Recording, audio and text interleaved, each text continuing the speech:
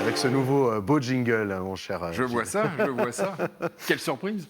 N'est-ce pas? Alors tu commences avec de l'offre d'emploi, comme d'habitude. Oui, voilà, on va commencer par mettre en avant les offres d'emploi d'un fleuron de l'industrie tourangelle, Plastivaloir. Mais oui. Voilà, bien connu des Tourangeaux. En allant sur leur site, vous trouverez des offres à pourvoir, plein d'offres à pourvoir qui sont majoritairement sur l'Angers. Chef de projet industriel, responsable qualité, pilote qualité, des chargés d'études de prix, des dessinateurs projeteurs, des acheteurs. Il y en a plein. Il y a beaucoup d'offres. Oui, exactement. Donc il faut y aller sans hésiter. C'est sur leur site. Très belle entreprise, groupe-plastivaloir.com. Eh ben, merci beaucoup. Et on continue évidemment avec les indémodables conseils employeurs ou travailleurs. Donc, deux conseils, donc un pour les candidats, un pour les recruteurs d'entreprise, pas de jaloux. Pour les candidats, on va parler aujourd'hui de la préparation de l'entretien de recrutement. Ça se prépare. On avait un petit peu parlé effectivement dans les chroniques précédentes, mais oui, un entretien de recrutement, il ne faut pas y aller la fleur au fusil, sinon c'est perdu d'avance. Donc 5 conseils. Premier conseil, se renseigner, récupérer un maximum d'informations sur l'entreprise.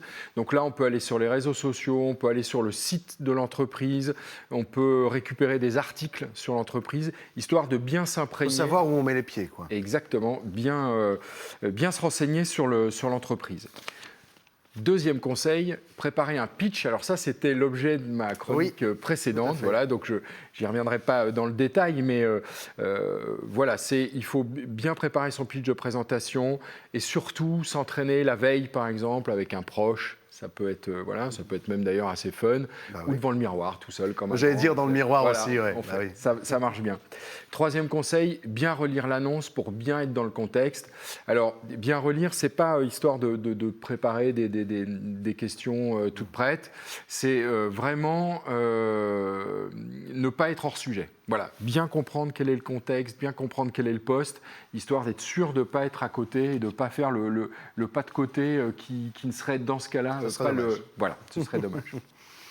Quatrième conseil, on pense à préparer une liste de questions. Alors, pour plein de raisons. D'abord, parce que forcément, il y aura des questions qui vont venir. Donc, autant les préparer, autant ne pas rester sec face aux recruteurs.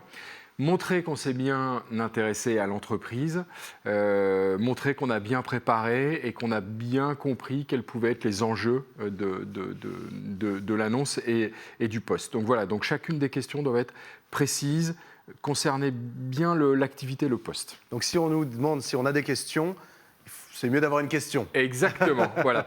Puis en général, les recruteurs aiment bien quand il y a des questions parce que voilà, ça montre qu'on s'est bien intéressé au poste. Exactement. Combien ? Voilà. Non, ça c'est après. Ça c'est après. Non. Voilà. Et puis alors, dernier conseil, ça va de soi, mais il faut être très vigilant sur le sujet. C'est avoir la bonne tenue pour l'entretien. Quand je dis avoir la bonne tenue, c'est-à-dire si on va dans une start-up, par exemple, pour un entretien, on n'y va pas en costard-cravate avec des chaussures vernies, ça ne sera pas dans le dress code. Non pas que ce n'est pas bien, effectivement, d'être en costard-cravate, mais ce n'est pas le lieu, ce n'est pas le bon endroit, et donc du coup, on va dénoter. À l'inverse, quand on va pour un entretien dans une banque, on n'y va pas avec un sweat à capuche et un jean déchiré, c'est pas dans le contexte, quoi. Ça ne veut pas dire qu'on est mal habillé, ça veut dire qu'on n'est pas habillé en fonction du contexte. Il faut s'adapter aussi à l'entreprise. Exactement. Donc voilà, 5 conseils pour bien préparer son entretien de recrutement quand on est un candidat. Et qu'est-ce que tu nous proposes comme conseil employeur cette semaine ? Alors, on va parler de la rédaction d'une annonce. La rédaction d'une annonce, très important, puisque c'est quand même le premier contact qu'on va avoir avec les candidats. Donc l'annonce, qu'elle soit dans la presse écrite, Nouvelle République par exemple. Bien sûr. C'est vraiment au hasard. Ah oui, c'est vraiment tout à fait. Complètement au hasard. Grand hasard. Ou sur Internet. Alors il y a un très bon job board aussi qui s'appelle centreemploi.com, voilà, qui est le job board de la Nouvelle République. Voilà, j'ai choisi par hasard aussi. Par hasard, toujours. Complètement par hasard. Voilà, donc que ce soit presse écrite ou job board, donc sur Internet, il faut bien préparer son annonce et il y a 4 parties bien distinctes. La première partie, c'est je présente mon entreprise. Donc là, je donne le contexte, on explique ce qu'on fait, on donne un petit peu d'histoire. storytelling, comme on dit. Mais oui. Voilà. Le contexte du recrutement, est-ce que c'est un remplacement? Est-ce que c'est pour du développement? Bon, voilà. Donc, première partie, on parle de l'entreprise. Deuxième partie, c'est la présentation du poste. La présentation du poste, c'est quelle mission, quelle tâche, qu'est-ce que va faire le futur candidat. Donc là, on détaille. Alors, pas de liste à l'après-vert, ça ne sert à rien parce que sinon l'annonce n'est pas lue, le candidat n'ira pas jusqu'au bout. Mais par contre, on est assez précis sur les tâches et les missions malgré tout pour que ce soit bien clair dans la tête des candidats ou des candidates. Troisième. présentation du profil attendu. Donc une fois qu'on a détaillé les tâches et les missions, on dit qui on attend sur ce poste.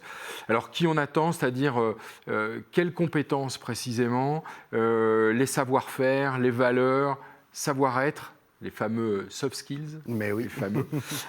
Voilà, donc pareil, comme pour la deuxième partie, pas de liste à l'après-vert, mais par contre, voilà, on est suffisamment précis, on est suffisamment clair dans ce qu'on attend du candidat ou de la candidate. Et puis, dernière partie, c'est la présentation des éléments matériels. Alors là, souvent, c'est une rubrique un petit peu fourre-tout, dans laquelle on met le combien, la rémunération, oui. le fameux combien, si c'est un CDI, un CDD, quel est le lieu du poste, est-ce qu'il y a du télétravail, est-ce qu'il y a des déplacements, voilà. C'est dernière partie, c'est des aspects pratiques qui intéressent évidemment tous les candidats. Et voilà. Et là, on a rédigé une excellente annonce. Voilà, Lucas. Merci beaucoup, Gilles, pour ces conseils avisés et pour retrouver tout plein d'offres, tout plein de choses, tout plein de ressources, évidemment. Source-recrutement.fr, un site très complet, on a de cesse de le dire.